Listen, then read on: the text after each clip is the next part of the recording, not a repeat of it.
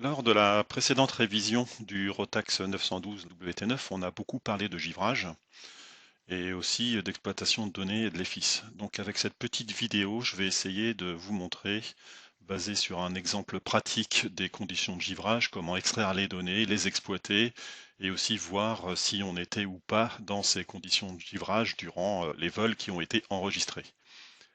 Dans une précédente vidéo, je vous avais montré comment exporter les user data logs. Donc on a ce fichier ici sur la clé USB qui vient directement de l'EFIS, que je vais copier et mettre dans un répertoire dédié, voilà, dédié au tuto. Première chose à faire, c'est de faire apparaître ici l'extension CSV. Donc vous allez dans Explorer Windows, pour ceux qui travaillent sous Windows, demandez de voir l'extension de nom de fichier et éditer ce nom d'extension de CSV en TXT. Vous n'êtes peut-être pas obligé de le faire si votre Excel prend directement les fichiers CSV en déclenchant le wizard, enfin la petite application qui permet de paramétrer les champs à l'intérieur de ce fichier-là. Moi, mon Excel, il veut pas déclencher le wizard avec du CSV, donc je suis obligé de passer par cette petite astuce. Donc on va ouvrir le fichier qui se trouve dans le répertoire où on l'a mis. On va spécifier que c'est un fichier, ce fichier texte ici, et dès que je clique sur ouvrir, on voit ce wizard ici qui va me permettre de configurer les champs dont on voit un aperçu dans la petite fenêtre du bas. Donc on voit que ici tous les champs sont limités par une virgule. Donc on est bien sur des champs limités, c'est pas une tabulation, c'est une virgule, et dès qu'on clique sur virgule, on voit que les colonnes sont bien définies. Sur suivant, alors toutes les champs sont définis comme étant des champs standards. On va quand même spécifier pour GPS Date and Time que c'est que du texte. Alors pourquoi cela? Eh bien parce que ce format ici 2021-11-04 n'est pas reconnu comme un champ date par Excel d'une manière générale. Pour adapter la largeur de colonne à la largeur du label, on va sélectionner en cliquant sur cette case ici toute la feuille de calcul et sur n'importe quelle cellule en s'approchant d'un bord pour que le curseur change comme ça, on va faire un double clic, ce qui va automatiquement formater la largeur de la colonne à la largeur du label, ce qui on va y gagner en clarté. Donc on voit dans un premier temps qu'on a par seconde, on voit à 12h25, 25 secondes ici, qu'on a 4 enregistrements. Donc c'est un peu trop, ça fait une trop grosse quantité de données, donc on va supprimer ces doublons grâce à une fonction Excel, donner, supprimer les doublons. Donc en étant la sélection, bien sûr, on va supprimer les doublons. On désélectionne tout et uniquement basé sur Date and Time. GPS Date and Time. Voilà, on a le rapport de tout ce qui a été changé. Et là, on voit qu'on a un enregistrement par seconde. On voit aussi sur la colonne, la première colonne, la colonne A, qu'on a une session qui a déjà été débutée au niveau des enregistrements, puisqu'il y a une quantité d'enregistrements limitée, et il écrase les précédents enregistrements avec les nouveaux. Donc on voit ici des valeurs monotones croissantes, et si je fais défiler ici, donc la fin de la première session d'enregistrer et le début de la seconde. Il va falloir créer en fin de compte une colonne qui va me permettre de filtrer les sessions. Pour cela, on va aller tout au début du tableau. On va insérer une colonne. On va insérer une ligne. En label ici, on va mettre session, puisque c'est une session qu'on veut trier. On a vu qu'il y avait une discontinuité à chaque session, ce qui est normal puisque le compteur repart à 0. Donc ici, on va créer une fausse discontinuité en disant que cette cellule-là, cette colonne-là, plus une seconde, et qu'ici, on va dire que c'est la session 0. Et on va créer une formule qui va s'appliquer à tous les enregistrements, qui va être, on va prendre ce numéro de session du dessus, plus une valeur booléenne qui va dire si celle-ci est inférieure à l'enregistrement précédent, il y a discontinuité, donc on rajoute 1 à la session. Voilà, c'est ce qu'on constate ici. la formule booléenne ici est vraie dans cette condition-là, puisqu'on a vu une discontinuité, puisque cette valeur-là est supérieure à celle-ci. Donc la valeur booléenne ici va prendre la valeur de 1, et on va rajouter la valeur du dessus, qui était 0, donc 0 plus 1 égale 1. Si on copie cette cellule-là à côté, la valeur ici est fausse, puisque cette valeur-là est bien inférieure à celle-ci, donc cette valeur-là va être égale à 0, et on va rajouter la valeur de cession du dessus 1. Donc cette formule-là, on va la copier. On va aller tout en bas des enregistrements, donc on appuie sur CTRL, flèche vers le bas pour accéder au dernier enregistrement. On va se décaler ici, on va appuyer et maintenir SHIFT enfoncé, CTRL, un coup de flèche vers le haut. On relâche CTRL, un coup de flèche vers le bas, ça nous permet de sélectionner tout ce qui est vide et faire CTRL V pour coller. Et là on s'aperçoit que l'on a 16 sessions d'enregistrer. On va revenir tout en haut de la feuille, donc on peut faire CTRL, flèche vers le haut, on arrive au-dessus.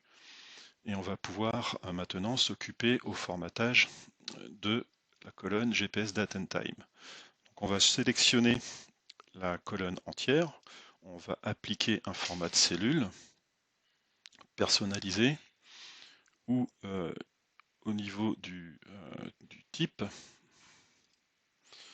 Alors ça ressemble à un format date, alors qu'est-ce qui se rapproche le plus? C'est ici, un format date avec quelque chose comme ça. Donc là, on va faire un format de cellule personnalisé. Alors c'est le format date qu'on a défini précédemment, mais c'est pas ça, parce que nous en fait, notre format date c'est les 4 chiffres de l'année. Donc ça c'est un marqueur dans Excel qui spécifie l'année, avec un tiret suivi des 2 chiffres du mois, suivi des 2 chiffres du jour, suivi d'un espace, des 2 chiffres de l'heure, de 2 points, des 2 chiffres des minutes, de 2 points et de 2 chiffres des secondes. Donc là, on va formater toute la colonne avec cette indication. Je vais insérer une colonne ici pour vérifier que ça fonctionne bien. Notamment ici, je voudrais déduire l'heure de cette indication. Donc je vais utiliser une fonction d'Excel qui s'appelle temps avec un S val. On ouvre une parenthèse, on spécifie cette chaîne de caractères, on appuie sur Entrée et on voit qu'automatiquement il m'a mis un format date qui ne me convient pas puisqu'il m'a mis le même format qu'à côté. Mais moi ce qui m'intéresse c'est uniquement la partie des heures. Donc je vais définir ici cette colonne-là avec un certain format de cellule qui est en fin de compte heure, de points, minutes, secondes. Voilà, et là je retrouve bien mes 12h 25, 24. Et si je copie, hein, j'ai bien l'extraction de ce que je veux. Donc je continue avec la copie de cette cellule-là. Je vais descendre tout en bas de mes enregistrements. Donc je vais aller au niveau de la session tout en bas. Je sélectionne ici la cellule, Shift enfoncé, CTRL enfoncé, flèche vers le haut, je relâche CTRL, un coup vers le bas, je relâche Shift et je fais CTRL V, et comme ça j'ai copié ma formule sur toutes les colonnes. Je remonte au début. Donc là maintenant, je vais respécifier un format heure, parce que comme on a fait des collés, voilà, heure, minute, seconde, c'est bien ça pour tout le monde. Donc maintenant, je vais filtrer la session qui m'intéresse. Je ne vais pas prendre la session 0 puisque c'est une fausse session, c'est une ligne que j'ai rajoutée. Pas la section 1 non plus parce que elle a déjà été entamée. Donc je vais demander au niveau des données de filtrer la session. On va prendre par exemple la session 2. Donc là, ce que je veux, c'est en fonction de l'heure. Donc je sélectionne toute la colonne d'heure. Je voudrais voir avec l'altitude comment s'est comportée la température dans le boîtier d'admission. Donc ça c'est Airbox. Donc je maintiens CTRL et je sélectionne, je maintiens CTRL enfoncé et je sélectionne les 3 colonnes qui m'intéressent. Donc Airbox, heure et GPS altitude. Et de là, je vais pouvoir insérer un nuage de points, un graphique nuage de points lié par des segments. Alors ça me prévient que j'ai plus de 32 000 points, donc ça va faire beaucoup pour lui. Mais j'ai quand même le graphique qui m'intéresse. Et si je l'étends, qu'est-ce que je vois? Eh ben, je vois qu'en fin de compte, les altitudes montent, descendent, donc c'est probablement trois tours de piste qui ont été faits durant cette période-là. Alors, je vais choisir ici, voilà, je remonte un petit peu. Là, je vois que l'échelle pour avoir la température de la boîte à air n'est pas du tout satisfaisante. Donc, en faisant un clic droit sur cette série-là, je peux mettre en forme cette série de données-là et lui demander de l'afficher sur un axe secondaire, ce qui va me permettre en fin de compte d'avoir à gauche les altitudes pour la courbe bleue et à droite les températures pour la courbe rouge. Et on voit que j'ai des températures qui sont globalement en dessous de 15 degrés pour cette date-là. Cette date-là qui est, pour rappel, le 4-11. Et le 4-11, je me suis dit, tiens, c'est peut-être intéressant de connaître quel était Tartaf à l'époque. Et sur un site internet que voilà, qui s'appelle https://rp5.ru, on a toutes les archives de tous les aéroports, de tous les métards, donc c'est bien intéressant. Donc là, pour le 4-11-2020, aux alentours de l'heure qui nous intéresse, hein. L'heure qui nous intéresse, c'est 14h30 UTC, donc c'est en hiver, donc l'heure locale, c'est plus une heure, donc c'est autour des 15h30. Donc autour des 15h30 pour l'heure locale, on voudrait connaître la température ici. Le point de rosée, on l'a pas, mais on a l'humidité relative, ce qui est tout aussi intéressant. Donc on va aller voir autour de 15h30. Voilà, 15h30, 9 degrés de température, 87% d'humidité. Et là, on va se référer à cette abaque classique du givrage. Donc 9 degrés, on se situe par là. Et avec, comme on n'a pas le point de rosée, mais qu'on a le pourcentage d'humidité relative, on a vu qu'on était à un peu plus de 80%, hein, si on regarde là, hop, 15h30, 87, presque 90% d'humidité. Donc on est au milieu de cette courbe-là. Donc la jonction de 90% d'humidité et des 9 degrés, et ben là, on est en pleine zone bleue, plein givrage sévère. Et ce givrage sévère-là, quelle que soit la puissance, pour ce pourcentage d'humidité-là, il se situe à des températures d'un peu plus de, on voit ici là, d'un peu plus de 15, hein, 15-16 degrés, et en dessous à moins 1 degré. Donc il faut absolument que l'airbox soit au-dessus de 15 degrés, voire si on, quelle que soit la puissance ou en puissance de descente, l'airbox soit au-dessus ici de 25 degrés.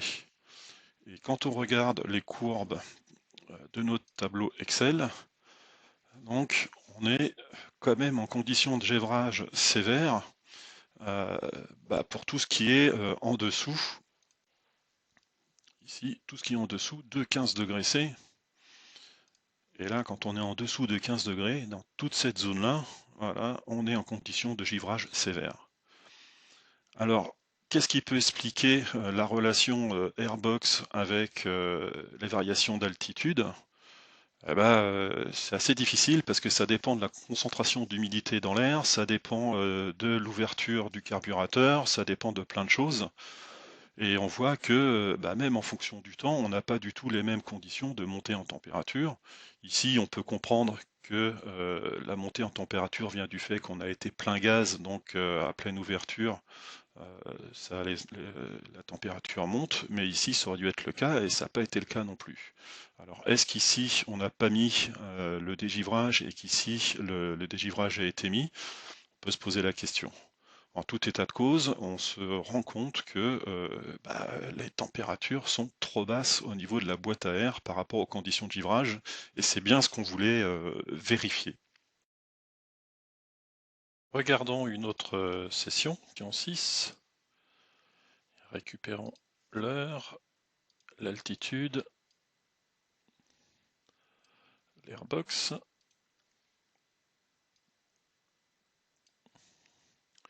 Insérons un nuage de points avec beaucoup de points. Voilà. Donc on va sur cette série-là mettre en forme l'axe avec un axe secondaire. Donc là on voit aussi qu'on a des températures ici en dessous de 15 degrés où on commence à se poser la question.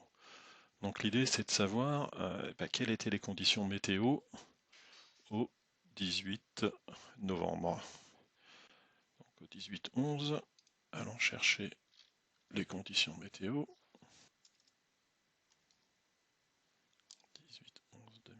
18-11-2021.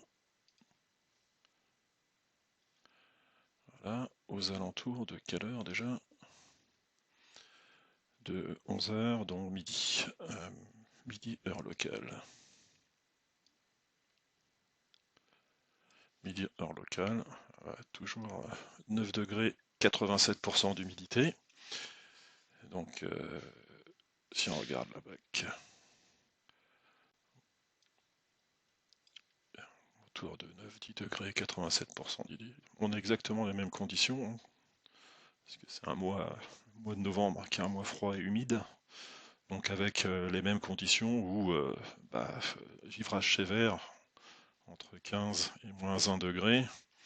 Et il vaut mieux avoir l'airbox qui se situe autour de 25 degrés. Donc l'airbox, il vaut mieux que ce soit vraiment au-dessus de 15, entre 15 et 25 degrés, quoi. Et si je regarde ici, 15-25 degrés, on était en condition de givrage à peu près partout, et en condition de givrage sévère pas mal de fois, quoi. Donc depuis le mois de novembre, cet avion vole vraiment avec des conditions de givrage sévères, ce qui a expliqué tout l'encrassement des bougies, puisque avec le givrage, les conduits d'admission se bouchent avec de la glace. On a beaucoup plus d'essence que d'air, et ce qui fait que les bougies charbonisent un maximum, et c'est pour ça qu'elles étaient vraiment très noires. Donc il faut vraiment penser dans ces périodes froides et humides à utiliser la réchauffe carbu. Pas en montée initiale, pas en pleine puissance, puisque là on est à pleine ouverture et la formation de glace ne se fait pas, puisqu'il n'y a pas trop d'effet Venturi, mais à faible régime, hein, notamment dans les périodes de descente. Il faut absolument tirer la réchauffe carbu, voire aussi en palier établi tant que l'airbox n'a pas des températures qui correspondent à cet abac en fonction des conditions météo que l'on a entendues lors de la prise d'information de l'ATIS.